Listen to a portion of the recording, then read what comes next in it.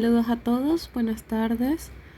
Mi nombre es Wilmayra Paredes y el día de hoy vamos a hablar acerca del conflicto, parte de la dinámica organizacional. Y esta información va a estar dividida en una serie de preguntas para lograr ejemplificar mejor cómo funciona el conflicto en la dinámica organizacional. La primera pregunta que tenemos ¿es el conflicto organizacional intrínsecamente negativo o su valor depende enteramente de cómo se gestione? ¿Qué ejemplos concretos de consecuencias funcionales del conflicto se podrían observar en una organización real? En primer lugar, según la bibliografía sugerida, el valor del conflicto organizacional no es intrínsecamente negativo, ya que su valor depende en gran medida de cómo se gestione. Uno de los documentos, por ejemplo, el artículo de César Casales de 1995, nos menciona que una evolución en la concepción del conflicto, o mejor dicho, se menciona una evolución en la concepción del conflicto pasando de ser visto como exclusivamente negativo y disfuncional, que este es un enfoque tradicional, a ser considerado potencialmente funcional y es innecesario para el cambio y la creatividad, este siendo un enfoque interactivo. También uno de los documentos importantes para la información del día de hoy es el artículo de Resónico y Linares, que habla precisamente acerca de los conflictos y los tipos de gestión de conflicto. Entonces este documento también refuerza esto, lo que dijimos anteriormente, al señalar que los conflictos, si se gestionan adecuadamente, pueden ser oportunidades de innovación, renovación y un aumento de conocimiento. Algunos ejemplos concretos de consecuencias funcionales del conflicto en una organización es la mayor creatividad e innovación, que el conflicto de tarea, desacuerdos sobre ideas y objetivos pueden llevar a la exploración de múltiples perspectivas y soluciones novedosas. También tenemos la mejor toma de decisiones, que dice que el debate y la crítica constructiva pueden llevar a un análisis más profundo de las opciones y, por ende, a decisiones más robustas. También tenemos la identificación y resolución de problemas subyacentes, que dice que el conflicto puede sacar a la luz problemas latentes o disfuncionales en los procesos o estructuras organizacionales. Por otro lado, tenemos la promoción del cambio y la adaptación, que nos explica que el conflicto puede ser un catalizador para cuestionar el statu quo e impulsar la adaptación a nuevas realidades o la implementación de mejoras. Y por último tenemos el fortalecimiento de las relaciones después de la resolución, que dice que si se gestiona constructivamente, el proceso de resolución puede mejorar la comprensión mutua y la cohesión del equipo. Ahora bien, como segunda pregunta tenemos, ¿cómo puede un psicólogo organizacional decidir qué método o modelo de intervención, negociación colaborativa, mediación tradicional, mediación transformativa, entre otros, es el más adecuado para un conflicto organizacional específico, considerando los diferentes objetivos y contextos? Entonces, para responder esta pregunta tenemos que un psicólogo organizacional puede decidir qué método de intervención más adecuado, considerando la naturaleza del conflicto, siendo la naturaleza del conflicto tarea versus relacional. Tenemos que identificar también el nivel del conflicto, siendo individual, interpersonal o intergrupal. Tenemos también que tomar en cuenta la cultura organizacional, los objetivos de las partes, el grado de confianza existente y los recursos disponibles. Con respecto a la naturaleza del conflicto, tenemos que, por ejemplo, para conflictos predominantemente de tarea, la negociación colaborativa puede ser muy efectiva, ya que busca soluciones ganar-ganar. Y para conflictos con un fuerte componente relacional, la mediación tradicional o transformativa puede ser más apropiada, ya que un tercero imparcial ayuda a reconstruir la comunicación y la relación.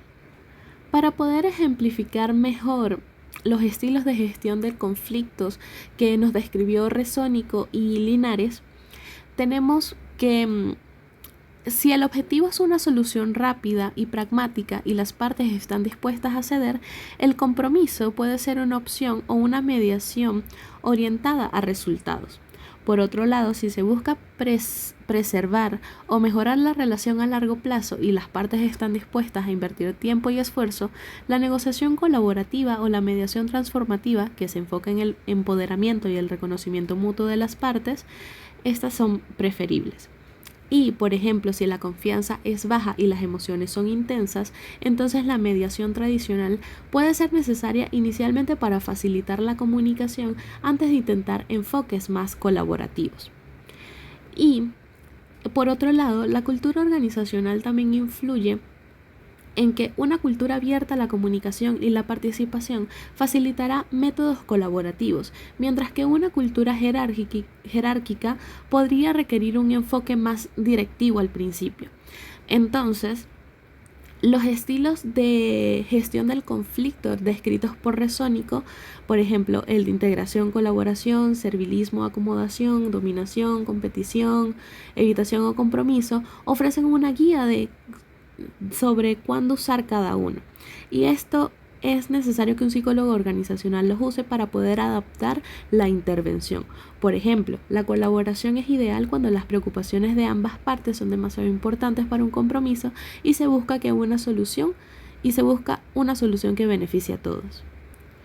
Como tercera pregunta tenemos ¿hasta qué punto la cultura organizacional preexistente facilita o dificulta la implementación de métodos de resolución de conflictos colaborativos como la mediación o las técnicas de consenso grupal?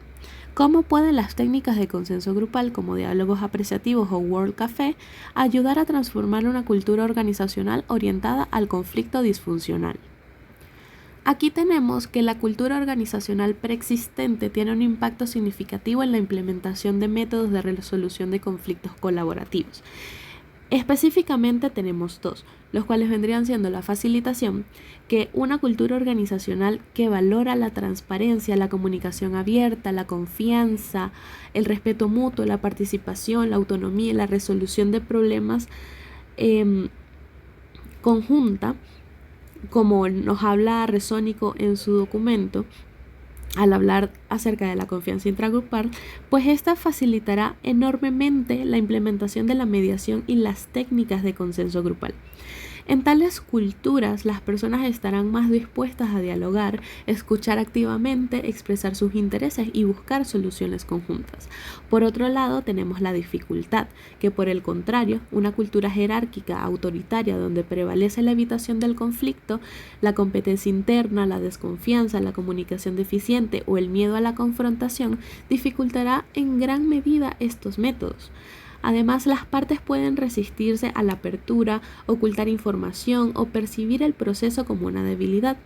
El documento de César Casales de 1995 nos advierte, por ejemplo, sobre el riesgo de la vulgarización e ineficacia si las técnicas se aplican de manera improvisada en un entorno no preparado.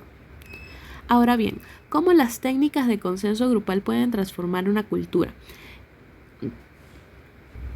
Tenemos que técnicas como diálogos apreciativos o World Café pueden ser poderosas herramientas para transformar una cultura organizacional orientada al conflicto disfuncional. Esto al fomentar la comunicación constructiva, ¿sí? Porque estos crean espacios seguros donde las personas pueden expresarse y escucharse mutuamente. Por otro lado, se puede también cambiar el enfoque de los problemas a las soluciones. Por ejemplo, la indagación apreciativa se centra en identificar y amplificar lo que funciona bien en la organización, construyendo sobre fortalezas en lugar de solo solucionar problemas.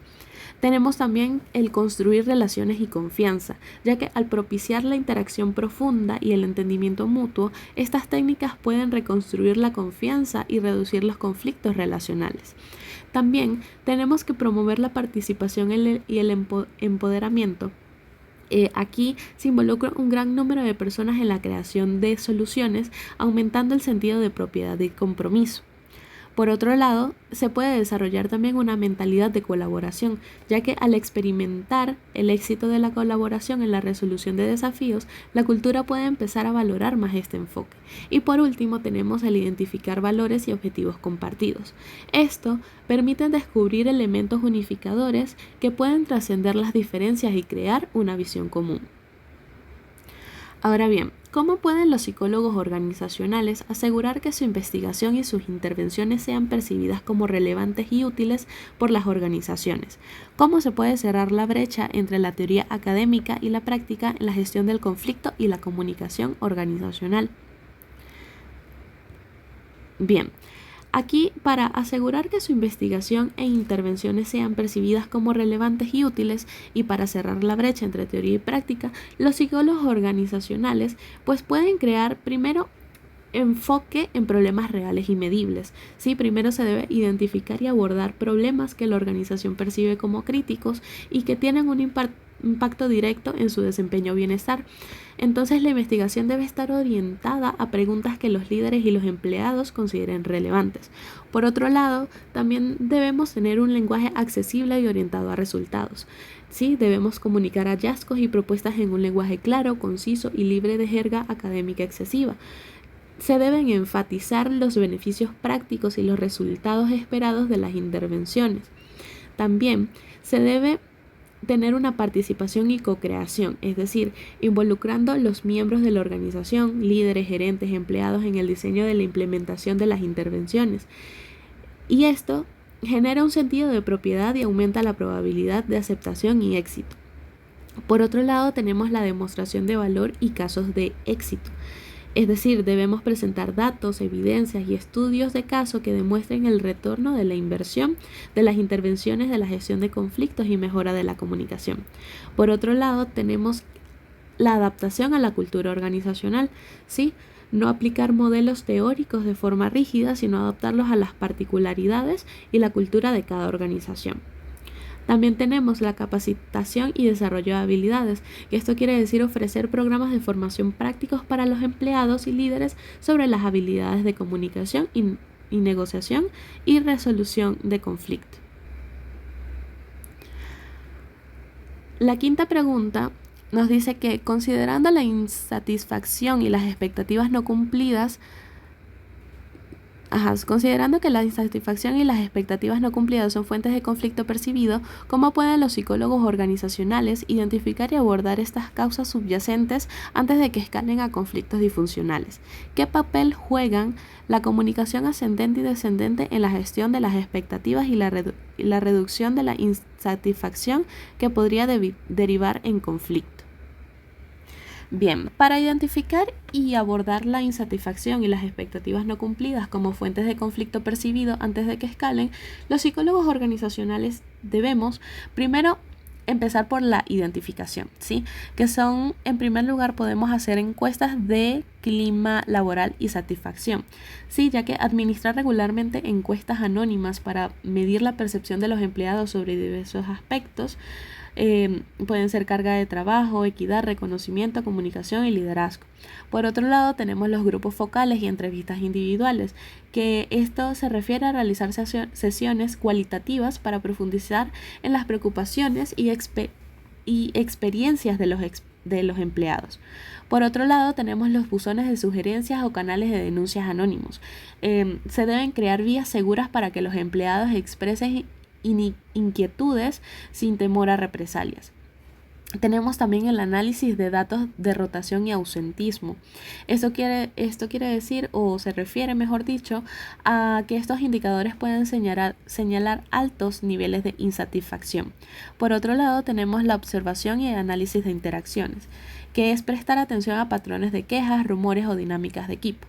Y por último, evaluaciones de desempeño y feedback 360. Que esto se refiere a utilizar estos procesos para identificar discrepancias entre expectativas y realidad y para proporcionar retroalimentación constructiva. Por otro lado, tenemos el abordaje. En primer lugar está la clarificación de roles y responsabilidades. Esto se refiere a asegurar que los empleados comprendan claramente lo que se espera de ellos y cuáles son sus límites. Por otra parte, tenemos la gestión de expectativas transparente, que es comunicar de forma realista las posibilidades de ascenso, salarios, beneficios y condiciones laborales desde el proceso de reclutamiento y durante toda la permanencia del empleado. Por otro lado, tenemos el desarrollo de habilidades de liderazgo, que es capacitar a los gerentes para que puedan identificar y abordar proactivamente las señales de insatisfacción en sus equipos, así como para gestionar expectativas. Tenemos los mecanismos de resolución de quejas informales, que es establecer procedimientos sencillos y accesibles para que los empleados puedan plantear sus preocupaciones a sus superiores o a recursos humanos. Y por último, programas de bienestar y apoyo al empleado, que esto es ofrecer recursos para manejar el estrés, el equilibrio vida-trabajo, etcétera, que pueden contribuir a la insatisfacción. Por otro lado, tenemos el papel de la comunicación ascendente y descendente.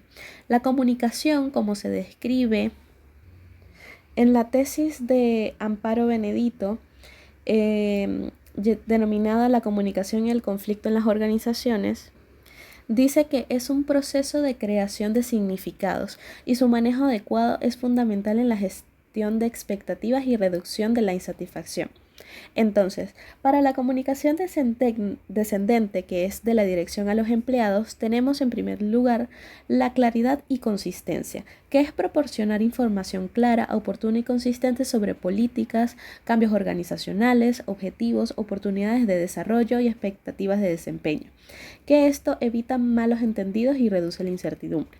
Por otro lado, tenemos el feedback constructivo, que es ofrecer retroalimentación regular y específica sobre el desempeño, reconociendo logros y abordando áreas de mejora de manera constructiva. Tenemos también la explicación de decisiones, que esto se refiere a justificar las decisiones que impactan a los empleados, incluso si son impopulares, para fomentar la comprensión y reducir la percepción de injusticia. Y por último tenemos la transparencia, que es el ser honesto sobre los desafíos y limitaciones de la organización, gestionando así las expectativas de manera realista. Y por otro lado, tenemos la comunicación ascendente, que es de los empleados a la dirección. Tenemos los canales abiertos, que crear canales efectivos para que los empleados expresen sus ideas, preocupaciones, quejas y sugerencias sin temor a las represalias. Por ejemplo, reuniones con gerentes, encuestas, buzones de sugerencias o puertas abiertas. Tenemos también lo que es la escucha activa, que se refiere a que los líderes y la dirección deben demostrar una escucha activa genuina a las preocupaciones de los empleados, incluso si no pueden resolver todas las solicitudes. Reconocer y validar sus sentimientos es crucial. Por otro lado, tenemos la retroalimentación sobre el feedback, que es importante que la dirección no solo escuche, sino que también comunique qué se hará con el feedback recibido, cerrando el ciclo de comunicación y demostrando que las opiniones de los empleados son valoradas.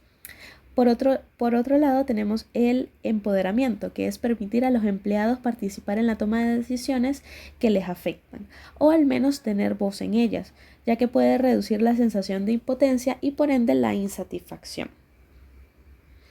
La pregunta número 6 nos dice, dada la complejidad del rol del mediador y la necesidad de habilidades específicas, ¿qué programa de formación serían esenciales para preparar a psicólogos organizacionales para actuar como mediadores eficaces? ¿Cuáles son los dilemas éticos o prácticos que podrían surgir si un mediador no mantiene la imparcialidad o no gestiona adecuadamente las emociones de las partes? Bien, aquí tenemos programas de formación esenciales para mediadores eficaces.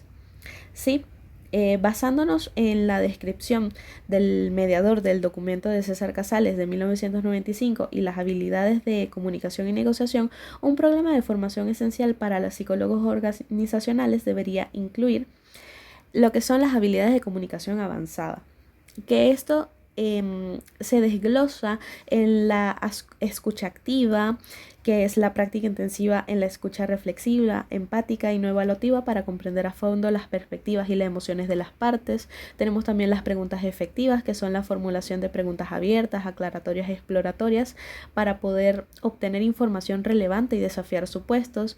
Tenemos el reencuadre, que es la habilidad de reformular afirmaciones negativas o acusatorias en términos más neutrales o basados en intereses. Y la comunicación no verbal, que es básicamente el reconocimiento y manejo de señales no verbales propias y ajenas. Tenemos también las técnicas de negociación. Las técnicas de negociación basadas en intereses, que este es un enfoque en identificar los intereses subyacentes de las partes más allá de sus posiciones declaradas. Tenemos la generación de opciones, que es el desarrollo de múltiples soluciones creativas que satisfagan los intereses de ambas partes. Tenemos los criterios objetivos, que es el uso de estándares externos y justos para evaluar las opciones, y las mejoras alternativas de un acuerdo negociado, que es la comprensión de las alternativas de las partes si no se llega a un acuerdo.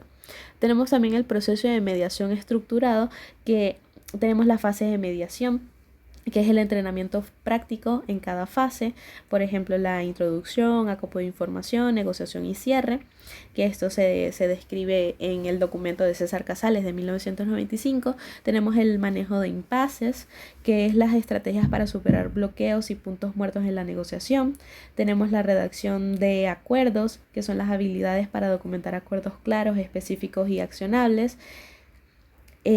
Y por último tenemos el rol del mediador, que esto se refiere básicamente a la imparcialidad y neutralidad, que es la comprensión profunda de estos principios y estrategias en mantenerlos. Está la confidencialidad, la autonomía de las partes, que es el respeto por la capacidad de las partes para tomar sus propias decisiones.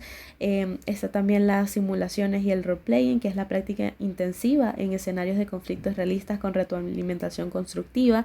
Y los conocimientos de la psicología organizacional, que es prácticamente la aplicación de teorías de liderazgo, dinámicas de equipo, cultura organizacional y comunicación al contexto de la mediación. Algunos dilemas éticos o prácticos si un mediador no mantiene la imparcialidad o no gestiona adecuadamente las emociones. En la falta de imparcialidad tenemos la pérdida de la confianza, ya que las partes perderán la confianza en el mediador percibiéndolo como parcial o sesgado, lo que invalidará todo el proceso. Tenemos también la resistencia y rechazo, que la parte que se siente desfavorecida se va a resistir a colaborar, se va a retirar del proceso y va a rechazar cualquier acuerdo propuesto. Están los acuerdos injustos, que se podría llegar a un acuerdo que favorezca a una de las partes de manera inequitativa, lo que no resolvería el conflicto a largo plazo y podría generar resentimiento. Está el daño en la reputación profesional, que es la credibilidad del mediador y la institución que representa se verían seriamente comprometidas. Y está la violación de la ética profesional, que es la imparcialidad. La imparcialidad es un pilar ético fundamental en la mediación. Y tenemos la gestión inadecuada de las emociones.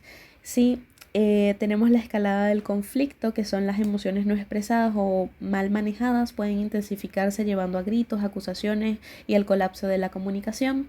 Tenemos la frustración y salida del proceso, que es que las partes pueden sentirse incomprendidas, no escuchadas o abrumadas por la intensidad emocional, lo que las lleva a abandonar la mediación. Está también los acuerdos superficiales o inestables, que es que si las emociones subyacentes no se abordan, los acuerdos alcanzados pueden ser frágiles y el conflicto puede resurgir rápidamente. Tenemos el daño relacional continuo, que es que la falta del procesamiento emocional puede perpetuar la tensión y el daño en la relación entre las partes, incluso si se llega a un acuerdo formal. Y está el riesgo para el mediador, que un mediador sin habilidades para manejar emociones puede sentirse abrumado, agotado e incluso emocionalmente afectado por la intensidad del conflicto. Ahora con la pregunta número 7. Si el conflicto puede ser catalizador positivo, ¿cómo pueden los líderes y los psicólogos organizacionales fomentar una cultura que abrace el conflicto como oportunidad en lugar de evitarlo o reprimirlo? Aquí, básicamente para fomentar una cultura que abrace el conflicto como oportunidad, líderes y psicólogos organizacionales, pues en primer lugar hay que empezar por la educación y la concientización, ya que capacitar a todos los niveles de la organización sobre la naturaleza del conflicto funcional y disfuncional y los beneficios de una gestión constructiva, y desmitificar la idea de que el conflicto siempre es negativo. Tenemos también el modelado del liderazgo, que es que los líderes deben mostrar o demostrar una actitud proactiva y constructiva ante el conflicto, modelando lo que es la escucha activa, el diálogo abierto y la búsqueda de soluciones integradoras en lugar de la represión o la evitación. También se deben crear espacios seguros, es decir, establecer canales y entornos donde las personas se sientan seguras para expresar desacuerdos sin temor a represalias o juicios. Hay que fomentar también lo que es la seguridad psicológica, el desarrollo de habilidades, que es invertir en el desarrollo de habilidades de comunicación, negociación, feedback constructivo y mediación para todos los empleados. Y fomentar también lo que es el reconocimiento y la recompensa, ya que reconocer y recompensar a los equipos e individuos que gestionan los conflictos de manera efectiva y los convierten en oportunidades de mejora. Tenemos la promoción de la confianza, que es implementar prácticas que construyan y mantengan la confianza intergrupal, ya que la baja confianza transforma los conflictos de tarea en relacionales, según Resónico. Y la clarificación de normas y expectativas, que es básicamente establecer normas claras sobre cómo se debe manejar el desacuerdo y el conflicto en la organización. Por otro lado, ¿qué desafíos prácticos existen al implementar métodos como la indagación apreciativa o el Word Café para la gestión del conflicto en organizaciones con culturas jerárquicas o adversas al riesgo? Bien, aquí algunos de los desafíos que tenemos son la resistencia al cambio, que es que las culturas jerárquicas a menudo están acostumbradas a que las decisiones y las soluciones provengan de arriba. Entonces los métodos participativos pueden ser vistos con escepticismo o como una pérdida de tiempo. También tenemos lo que es el miedo a la pérdida del control, ya que los líderes en organizaciones jerárquicas pueden temer a perder el control o autoridad al abrir espacios de diálogo amplio.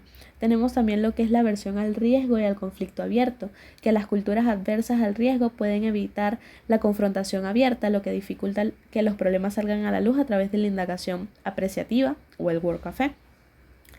Tenemos la falta de habilidades y mentalidad, que los empleados y líderes pueden carecer de habilidades de facilitación y la mentalidad colaborativa necesarias para participar efectivamente en estos formatos.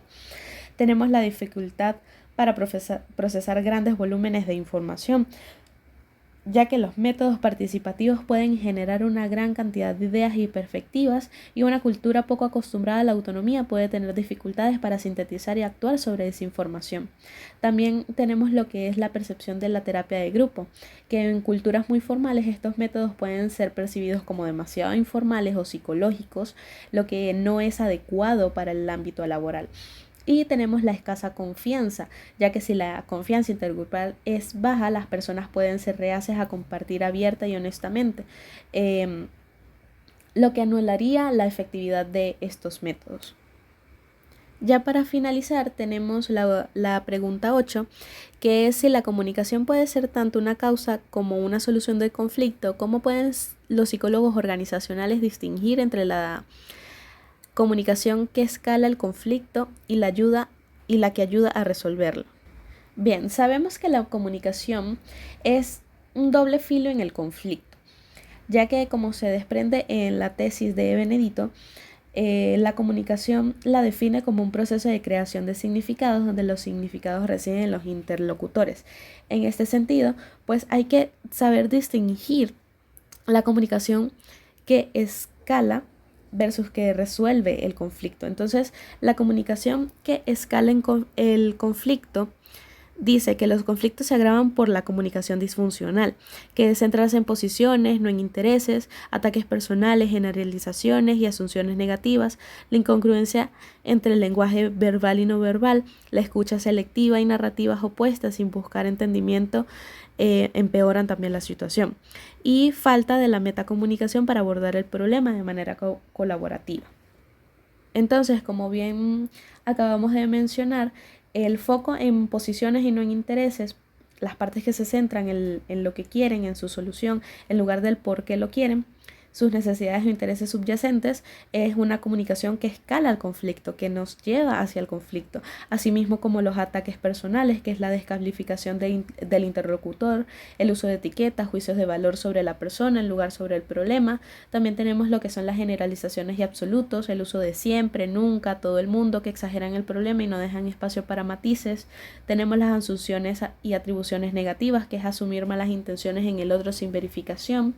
el lenguaje corporal o el tono de voz que contradicen el mensaje verbal, generando desconfianza, también puede conducir al conflicto. Tenemos la escucha selectiva, que es solo escuchar lo que confirma las propias ideas o agrava la percepción del conflicto. Y la ausencia de la metacomunicación, como ya habíamos mencionado, que es no hablar sobre cómo se está comunicando. Por el contrario, tenemos la comunicación que resuelve el conflicto, que es básicamente implica en centrarse en intereses. Sí, las partes expresan sus necesidades y escuchan las del otro, buscando compatibilidad. La comunicación es clara y asertiva, hay expresión directa y respetuosa de las propias necesidades y límites, sin agresión ni pasividad. Está también lo que es la escucha activa y empática, que es intentar comprender la perspectiva del otro, validando sus sentimientos sin necesariamente estar de acuerdo con sus acciones.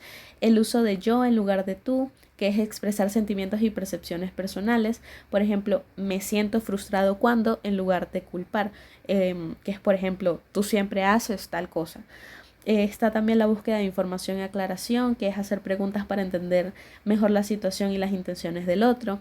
El uso de la metacomunicación, que es hablar sobre el proceso de comunicación en sí mismo. Por ejemplo, creo que estamos malinterpretando algo o necesito hablar sobre cómo nos estamos comunicando. Pueden ser frases útiles para poder resolver conflictos o de alguna manera también evitar conflictos. Está en el reconocimiento de puntos en común, que es identificar áreas de acuerdo o valores compartidos. Y la comunicación analógica y digital congruente, que es el mensaje verbal y no verbal, están alineados transmitiendo coherencia y sinceridad.